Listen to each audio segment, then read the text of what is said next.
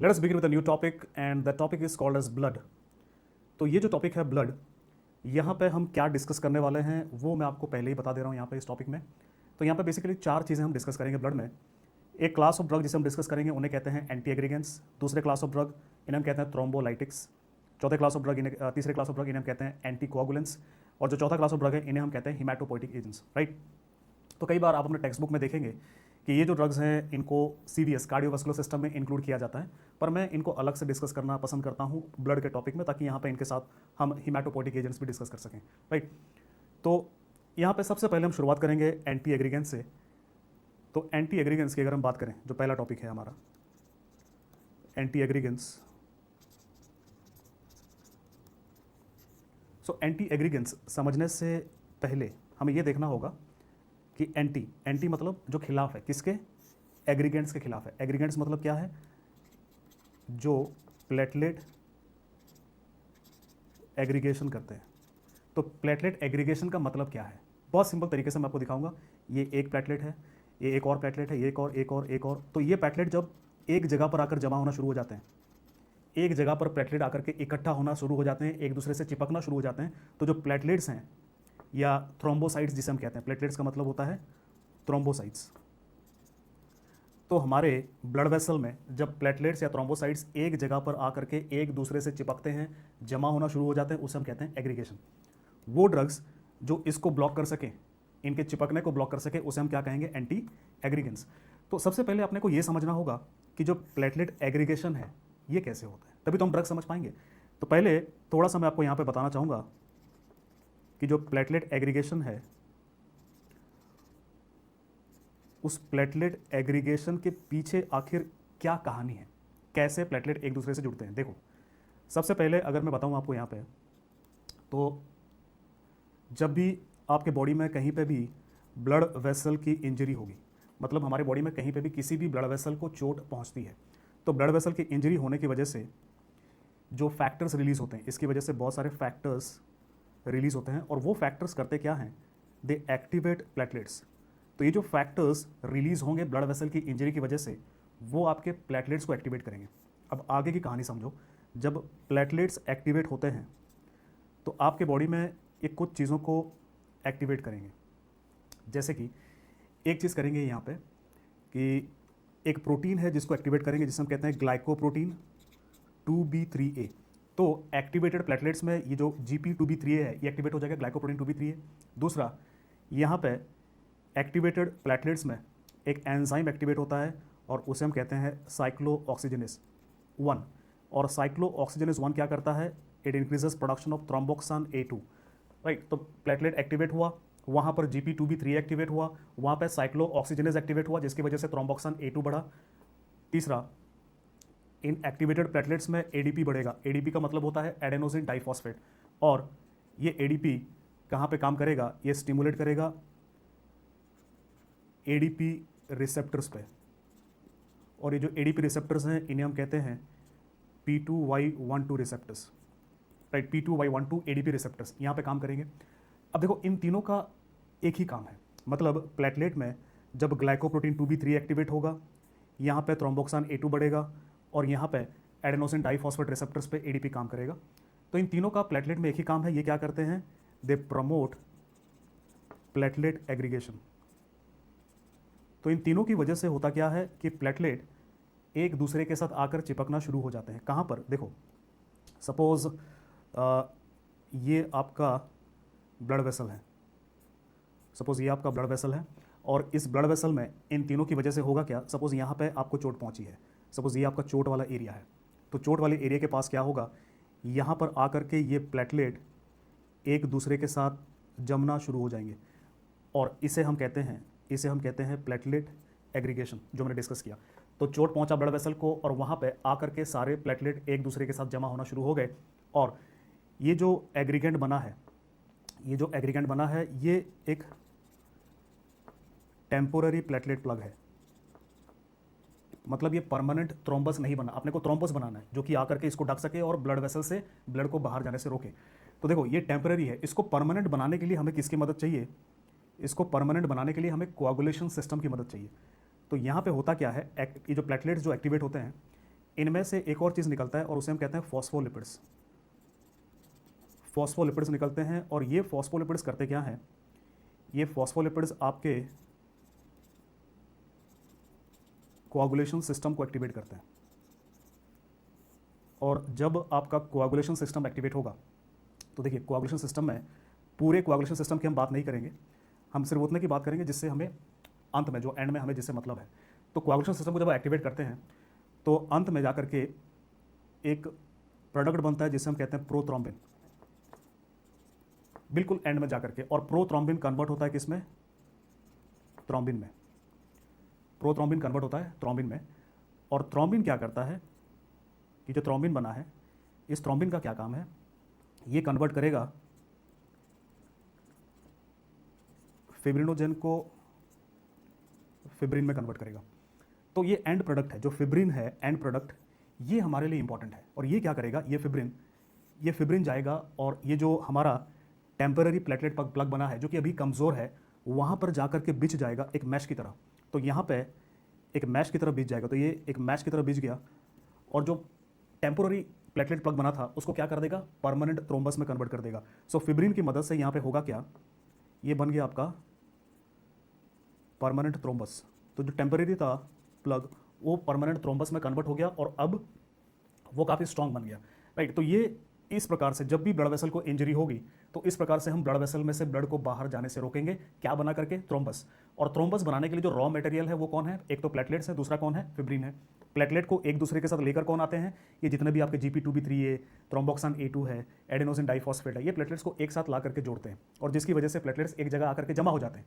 पर उसको सीमेंट कौन करेगा भाई, ये ईंट की तरह आपने रख दिया, पर ईंट में आपने को सीमेंट भी तो डालना पड़ेगा। वो सीमेंट कौन है, फिब्रिन है। और उसको लेकर के कौन आता है, आपका कोगुलेशन सिस्टम। यहाँ पे एक और चीज़ समझिए, ये जो थ्रोम्बिन है, ये थ्रोम्बिन आपके प्लेटलेट पे भी डायरेक्टली काम करता है। प्लेटलेट पे एक रिसेप्टर को स्टिमुलेट करता है जिसे हम कहते हैं PAR, प्रोटीएज एक्टिवेटेड रिसेप्टर, और इसकी स्टिमुलेशन की वजह से भी प्लेटलेट एग्रीगेशन होता है। मतलब कोआगुलेशन सिस्टम का भी प्लेटलेट एग्रीगेशन में हाथ है। सो कोआगुलेशन सिस्टम एक तो सीमेंट देगा, सीमेंट कौन है, फिब्रिन है, और वो ईंट भी लेकर के आता है। ईंट कौन है, ये आपके थ्रोम्बोसाइट्स हैं। तो ये बेसिक तरीका है आपको समझाने का कि ये जो फैक्टर्स हैं, ये फैक्टर सारे के सारे ईंट को ला करके, तो सपोज करिए कि आपके ब्लड वेसल में, आपका ब्लड वेसल नहीं है बल्कि एक दीवार है। सपोज यहाँ पे मैं ये कहता हूँ आपको कि आपका ब्लड वेसल नहीं है, ये एक दीवार है, राइट। और दीवार में कुछ हिस्सा है, सपोज ये हिस्सा जो है, दीवार का कुछ हिस्सा आपका टूट गया। फॉर एग्जाम्पल सपोज ये दीवार का आपका हिस्सा टूट गया, ये वाला हिस्सा टूट गया। अब मुझे क्या करना है, इस दीवार वाले हिस्से को रिपेयर करना पड़ेगा। तो सबसे पहले मैं क्या करूँगा, यहाँ पे ला के ईंट को रखूँगा इसको रिपेयर करने के लिए। और वो जो ईंट जो ला करके रखते हैं, वो ईंट है क्या, असल में वो ईंट है आपके थ्रोम्बोसाइट्स। और उसको लेकर के कौन आता है, ईंट को लेकर के कौन आता है, GP2B3 लेकर के आता है, साइक्लोऑक्सीजनेस लेकर के आता है, एडेनोसिन डाइफॉस्फेट, और आपका थ्रोम्बिन भी लेकर के आता है, थ्रोम्बिन भी लेकर के आता है। ईंट आ गया भाई, सिर्फ ईंट रखने से तो दीवार नहीं बनेगी, इस ईंट के ऊपर मुझे सीमेंट भी लगाना पड़ेगा। और ये सीमेंट कौन लगा रहा है, ये सीमेंट फिब्रिन लगा रहा है, जो कि मुझे मिला कहाँ से, आपके कोआगुलेशन सिस्टम से। तो ये सिंपल तरीका आपको समझाने का। तो अब देखो यहाँ पे अगर मैं कहूँ एंटी एग्रीगेंट, जिस क्लास की मैं बात कर रहा हूँ इसे हम क्या कहते हैं, एंटी एग्रीगेंट। और एंटी एग्रीगेंट इफेक्ट पाने के लिए मुझे किसको ब्लॉक करना पड़ेगा भाई, इन्हीं फैक्टर्स को। मतलब मैं ग्लाइकोप्रोटीन 2B3A को ब्लॉक कर सकता हूँ, जैसे कि एक ड्रग देख सकते हैं हम एप्सिक्सिमैब। तो अगर हम एप्सिक्सिमैब देंगे तो GP2B3A को ब्लॉक करेगा, जिसकी वजह से एग्रीगेशन नहीं होगा। मैं साइक्लोऑक्सीजनेस को ब्लॉक कर सकता हूँ by giving a drug called as aspirin, और इससे भी एग्रीगेशन नहीं होगा। मैं एडेनोसिन डाइफॉस्फेट रिसेप्टर को ब्लॉक कर सकता हूँ ड्रग्स दे करके, जैसे कि क्लोपिडोग्रेल। हालांकि और भी ड्रग्स हैं, पर मैं जो सबसे इंपॉर्टेंट ड्रग्स है वो डिस्कस कर रहा हूँ इस डायग्राम में, ताकि आप याद रख सकें। तो वो है क्लोपिडोग्रेल। मैं इस प्रोटीएज एक्टिवेटेड रिसेप्टर को भी ब्लॉक कर सकता हूँ एक ड्रग देके, जिसे हम कहते हैं वोरापैक्सार। सो दोस्तों ये जो 4 मैंने ड्रग्स डिस्कस करे, एप्सिक्सिमैब, एस्पिरिन, क्लोपिडोग्रेल, वोरापैक्सार, ये 4 अलग अलग क्लास ऑफ ड्रग हैं। एक क्लास है कौन सा, GP2B3A ब्लॉकर।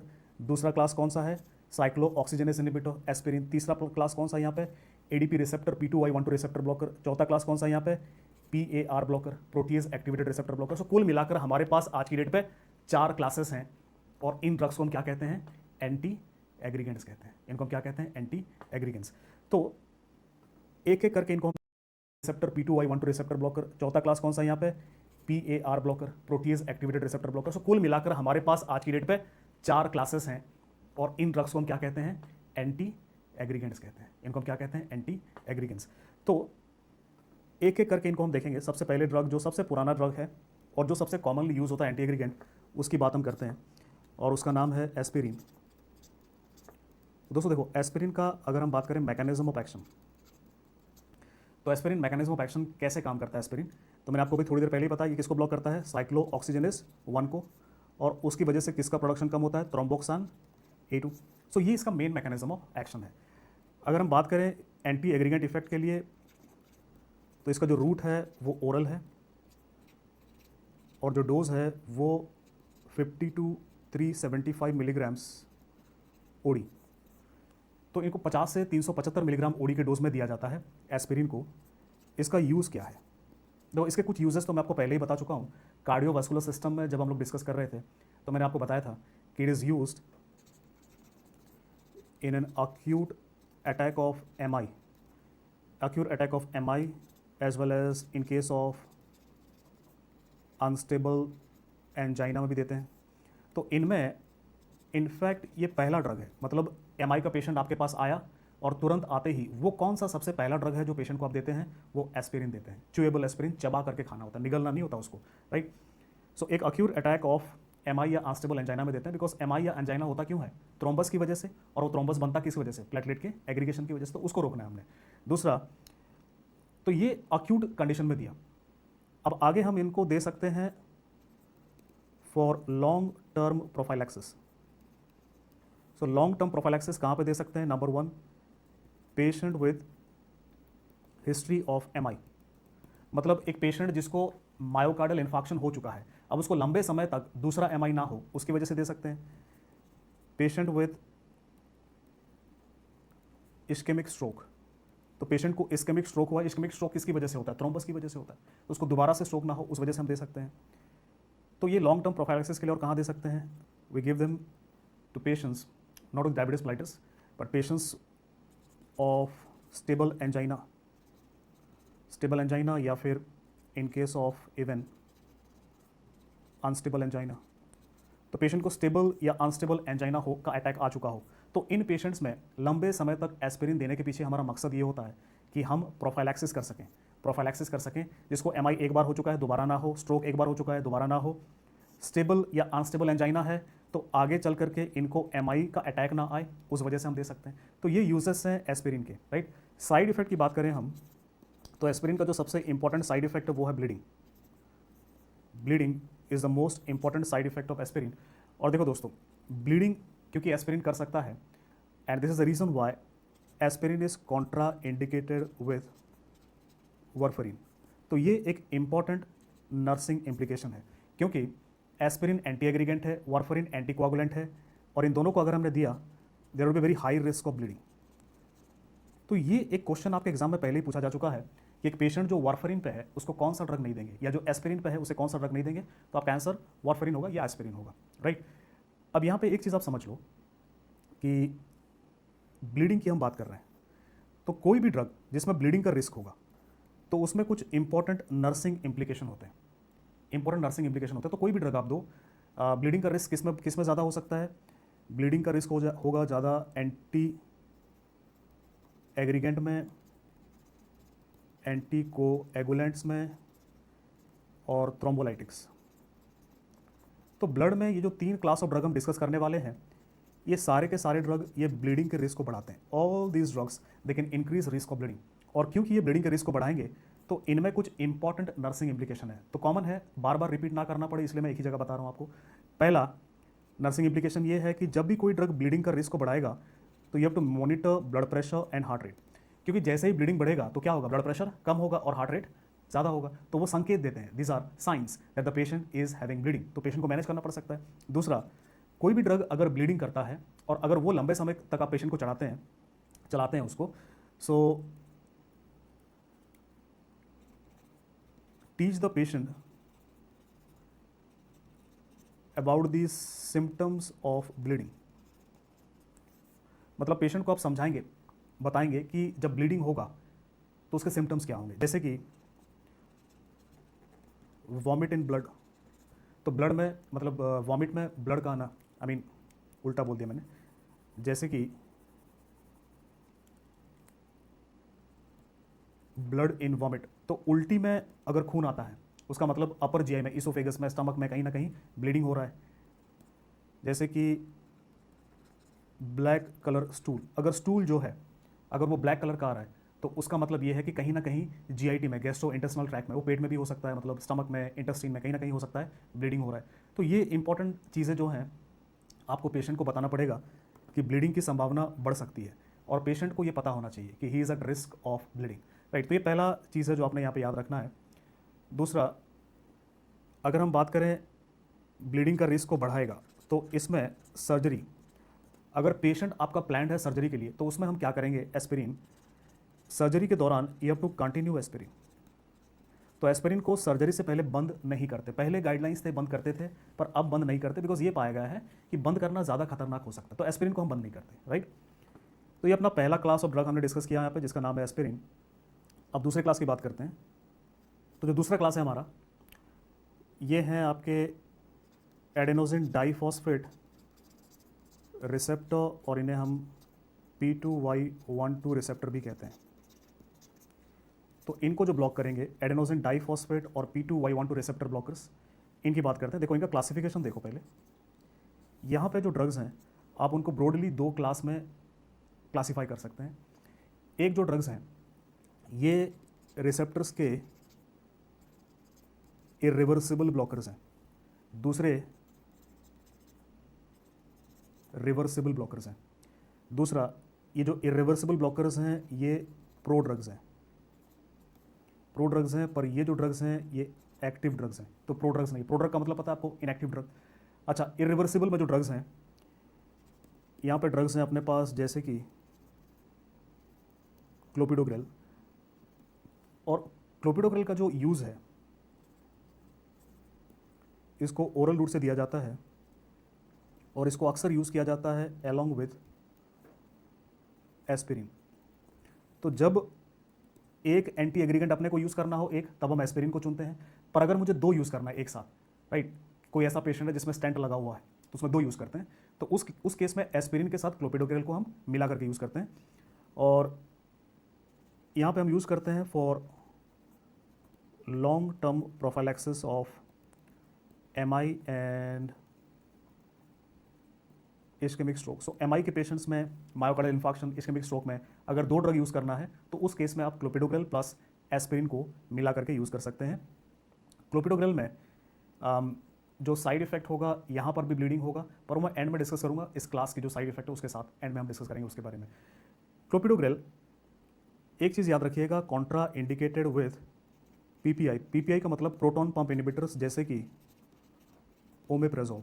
तो ये एक इंपॉर्टेंट नर्सिंग इंप्लीकेशन है। एज अ नर्स आपको ये ध्यान रखना है कि कहीं मेरा पेशेंट प्रोटॉन पंप इनिबिटर्स पे तो नहीं है, क्योंकि जो प्रोटॉन पंप इनिबिटर्स है ये क्या करेंगे, they will decrease activation of clopidogrel. क्योंकि क्लोपिडोग्रेल क्या है, मैंने क्या कहा था, ये क्या है, प्रो ड्रग्स हैं जिनको एक्टिवेट करने की ज़रूरत पड़ती है, पर PPI उस एक्टिवेशन को ब्लॉक कर देंगे जिसकी वजह से इफेक्ट कम हो जाएगा क्लोपिडोग्रेल का, राइट। दूसरा जो ड्रग है यहाँ पे वो है टिक्लोपिडीन, और ये जो ड्रग है टिक्लोपिडीन इस क्लास का सबसे टॉक्सिक ड्रग है, most toxic drug in this class. तो करता क्या है, सबसे टॉक्सिक है, देखो GIT साइड इफेक्ट ये करेगा, नौजिया, वॉमिटिंग, डायरिया, और इनफैक्ट ये सबसे कॉमन साइड इफेक्ट है इसका, नौजिया, वॉमिटिंग, डायरिया। ये TTP-HUS का कॉम्प्लेक्स कर सकता है। TTP का मतलब होता है थ्रोम्बोटिक थ्रोम्बोसाइटोपेनिक पुरपुरा, HUS का मतलब होता है hemolytic uremic syndrome, right. Plus it can also cause agranulocytosis. तो ये जो साइड इफेक्ट्स हैं इनकी वजह से ये आज की डेट पे प्रीफर नहीं करते हम, नॉट प्रीफर्ड। भाई हमारे पास इससे और बेहतर ड्रग है दैट इज क्लोपिडोग्रेल, तो हम इसको क्यों यूज़ करें, राइट। तीसरा जो ड्रग है यहाँ पे वो है प्रासुग्रेल, और जो प्रासुग्रेल ड्रग है इसके साथ एक इंपॉर्टेंट साइड इफेक्ट है, it increases risk of intracranial haemorrhage. Intracranial haemorrhage मतलब समझ रहे हैं, ब्रेन के अंदर हेमरेज, ब्लीडिंग के रिस्क को बहुत ज़्यादा बढ़ाता है, and that is why it is Contra indicated in patients of stroke. तो जो स्ट्रोक का पेशेंट होगा, राइट, स्ट्रोक के पेशेंट्स में जहाँ पे ब्लड वेसल में इस्केमिक स्ट्रोक होता है क्लॉट जमा होने की वजह से, तो स्ट्रोक के पेशेंट्स में तो ब्रेन से रिलेटेड इसका कोई यूज़ नहीं है, ये याद रखिएगा, ब्रेन से रिलेटेड, बिकॉज इन ड्रग्स का यूज़ या तो ब्रेन से रिलेटेड है या हार्ट से। तो इसका प्रासोग्रेल का जो यूज़ है वो ब्रेन से रिलेटेड नहीं है। मतलब प्रासोग्रेल के बारे में अगर हम यूज़ की बात करें तो ब्रेन पिक्चर से बाहर बाहर हो गया, तो यहाँ पे बचा कौन, सिर्फ हार्ट बचा है। तो हार्ट में हम कहाँ यूज़ करेंगे इसको, देखो ये पोटेंट एंटीकोगुलेंट है, तो हम इसे यूज़ करते हैं in patients of acute coronary syndrome। acute coronary syndrome जैसे कि MI का acute अटैक का पेशेंट आया, या फिर पेशेंट आया आपके अनस्टेबल एंजाइना का पेशेंट आया, तो इसे हम कहते हैं acute coronary syndrome। तो जिस तरह से आप एस्पिरिन यूज़ करते हैं, अभी थोड़ी देर पहले मैंने बताया आपको कि अनस्टेबल एंजाइना में MI के acute अटैक में आप एस्पिरिन को देते हैं, उसकी जगह पे आप प्रासोग्रेल को दे सकते हैं। तो ये इसका यूज़ है, बाकी ब्रेन से कोई इसका यूज़ नहीं है। एस्पिरिन को आप स्ट्रोक में यूज़ कर सकते हैं, इसको यूज़ नहीं कर सकते। और इसको यूज़ क्यों नहीं कर सकते, क्योंकि मैंने बताया आपको ये किसको बढ़ाता है, रिस्क ऑफ इंट्राक्रेनियल हैमरेज। दूसरी तरफ अगर हम बात करें रिवर्सिबल इनिबिटर्स में, तो यहाँ पे एक ड्रग है आपका कैनग्रेलॉर, और ये जो ड्रग है कैनग्रेलॉर, ये बहुत ही शॉर्ट एक्टिंग है, बहुत ही शॉर्ट एक्टिंग, तकरीबन 6 मिनट तक काम करता है, और ये इंट्रावीनस ड्रग है। तो देखो आप खुद अंदाज़ा लगाओ कि अगर एक ड्रग बहुत ही शॉर्ट एक्टिंग है, इंट्रावीनस है, तो कहाँ यूज़ करेंगे, लंबे समय तक या इमरजेंसी में। जाहिर सी बात है इमरजेंसी में यूज़ करेंगे। तो वैसा कौन सा इमरजेंसी है जहाँ पे आप कैनग्रेलॉर को यूज़ करेंगे। देखो कैनग्रेलॉर का जो यूज़ है that is in case of an acute attack of MI। So acute attack of MI में जब आप PCI करते हैं, PCI का मतलब होता है पर क्यूटेनियस इंटरवेंशन, पर क्यूटेनियस इंटरवेंशन कहते हैं। तो इसके पर क्यूटेनियस इंटरवेंशन में हम करते क्या हैं, हम एक स्टेंट को डालते हैं, राइट, कोरोनरी आर्टरी में स्टेंट को डालते हैं। तो ये जो प्रोसीजर है जहाँ पे आप कैथेटर को डाल रहे हैं ब्लड वेसल के अंदर, तो उसकी वजह से थ्रोम्बोसिस हो सकता है। तो उस थ्रोम्बोसिस ना हो उसके लिए आप इसको यूज़ कर सकते हैं, कैनग्रेलॉर। दूसरा यहाँ पे एक और ड्रग है जिसका नाम है टीकाग्रेलॉर। तो देखो टीकाग्रेलॉर ये ओरल ड्रग है, ये ओरल ड्रग है, और इसका जो यूज़ है, we can also use it in acute coronary syndrome. तो acute कोरोनरी सिंड्रोम जैसे कि आपका मैंने आपको बताया था acute MI हो गया, या फिर पेशेंट आया आपके पास विद अनस्टेबल एंजाइना। तो ऐसे जो पेशेंट्स हैं जिसको acute कोरोनरी सिंड्रोम है, अनस्टेबल एंजाइना है, तो प्रासोग्रेल के जैसा ही यूज़ है टीकाग्रेलॉर का। अब देखो यहाँ पे MCQs की अगर हम बात करें, यहाँ पे जो सबसे इंपॉर्टेंट ड्रग है नर्सिंग एग्जाम के लिए वो क्लोपिडोग्रेल है, क्लोपिडोग्रेल है। तो यहाँ पे सवाल आपको कैसे पूछे जाते हैं, एक सवाल ये पूछा गया आपके एग्जाम में कि इनमें से कौन सा ड्रग P2Y2 रिसेप्टर का इनिबिटर है। जाहिर सी बात है वहाँ पे आपका आंसर था क्लोपिडोग्रेल। क्लिनिकली वो ड्रग्स जो ज़्यादा यूज़ होते हैं उन पे ज़्यादा सवाल आते हैं आपके नर्सिंग एग्जाम्स में, और इस क्लास में क्लोपिडोग्रेल सबसे ज़्यादा यूज़ होता है। तो एक ड्रग जो आपको अच्छे से याद होना चाहिए वो क्लोपिडोग्रेल है। बाकी अगर हम इस क्लास की भी बात करें तो एज ए होल इस क्लास का भी जो साइड इफेक्ट है वो क्या है, ये क्लास जो है ये भी क्या करता है, ब्लीडिंग करता है, राइट, एस्पिरिन की तरह। पर यहाँ पे इस क्लास में आपको ये याद रखना है कि इस क्लास में there is more risk than aspirin. तो एस्पिरिन भी ब्लीडिंग करता है, ये क्लास के ड्रग्स भी ब्लीडिंग करते हैं, पर इसके साथ रिस्क ज़्यादा होता है। And that is why, that is the reason why अगर हम बात करते हैं सर्जरी की, तो you have to stop this drugs 1 week before surgery. तो अगर कोई पेशेंट सर्जरी के लिए प्लान किया गया है तो सर्जरी से कम 1 हफ्ते पहले इनको बंद करेंगे। एस्पिरिन को बंद करने की ज़रूरत नहीं पड़ती, क्यों, क्योंकि भाई उसके साथ ब्लीडिंग का रिस्क इतना ज़्यादा है ही नहीं, राइट। तो ये अपना दूसरा क्लास ऑफ ड्रग हो गया। अब तीसरा एंटी एग्रीगेंट की बात करते हैं, और ये है दोस्तों ग्लाइकोप्रोटीन 2B3A इनिबिटर। और यहाँ पे जो ड्रग्स हैं दीज आर ड्रग्स लाइक एप्सिक्सिमैब, एप्टीफिबाटाइड और टीरोफिबैन।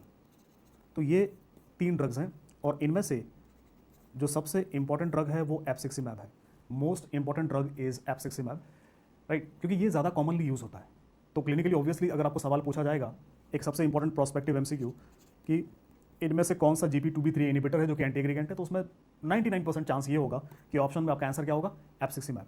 तो देखो, तो ये जो ड्रग्स हैं, एक तो ये ड्रग्स शॉर्ट एक्टिंग है, तो एक ऐसा एंटी एग्रीगेंट जो शॉर्ट एक्टिंग होगा, प्लस इनका जो रूट होगा वो इंट्रावीनस होगा।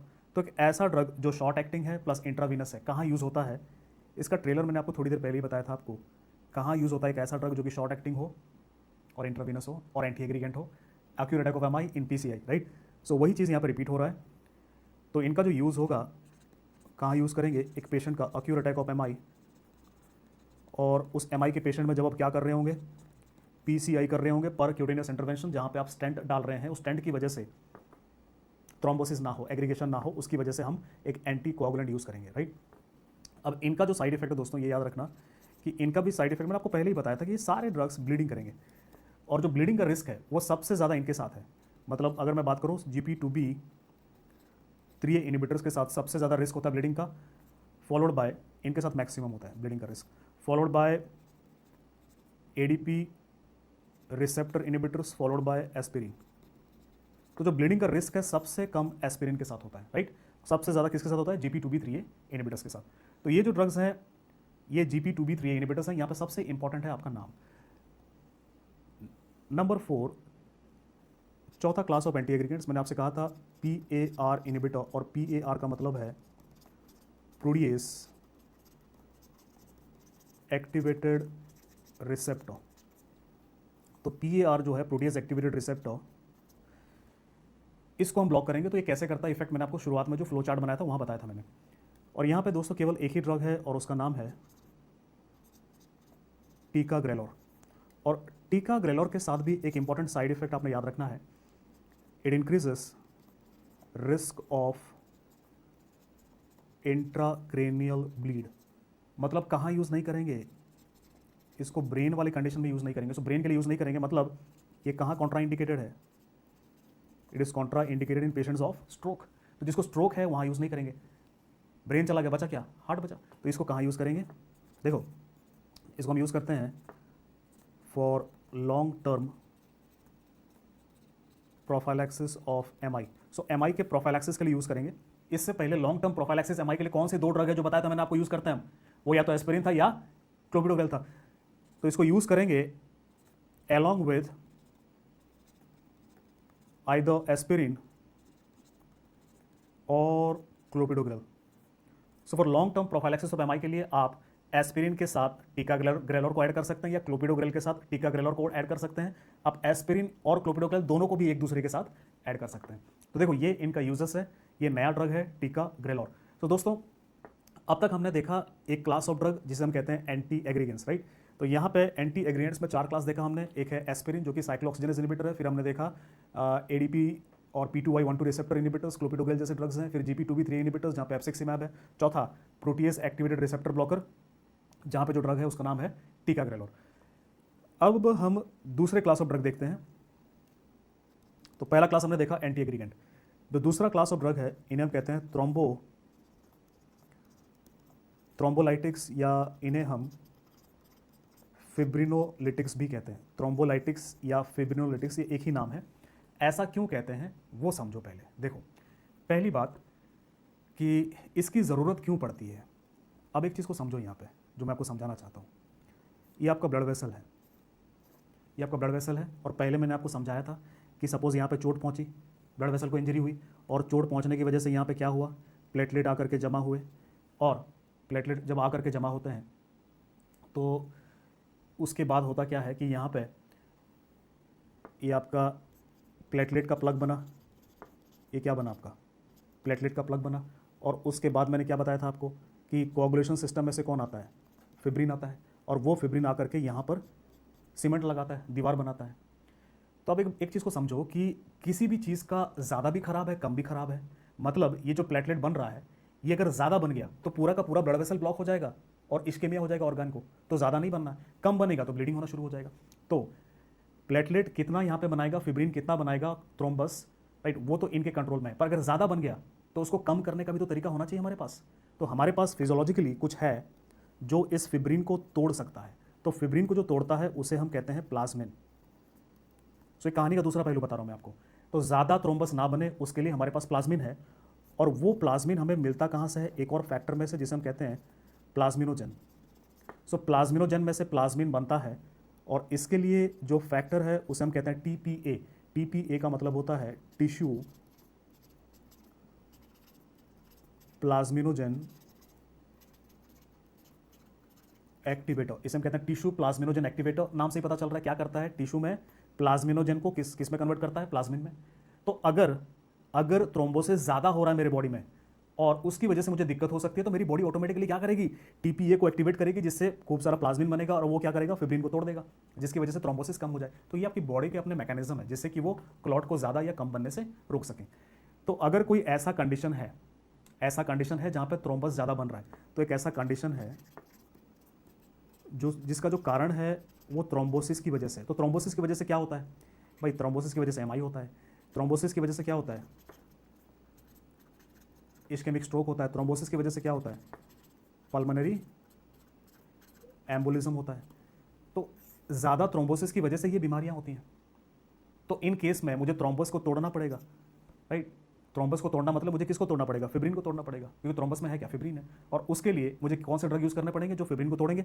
और कोई ड्रग अगर फिब्रिन को तोड़ेगा तो उसे मैं क्या कहूँगा, फिब्रिनोलिटिक्स। भाई अगर मैं फिब्रिन को तोड़ूंगा तो थ्रोम्बस टूटेगा, तो इसी वजह से हम उन्हें क्या कहते हैं, थ्रोम्बोलाइटिक्स। तो इसलिए एक ही ड्रग्स हैं।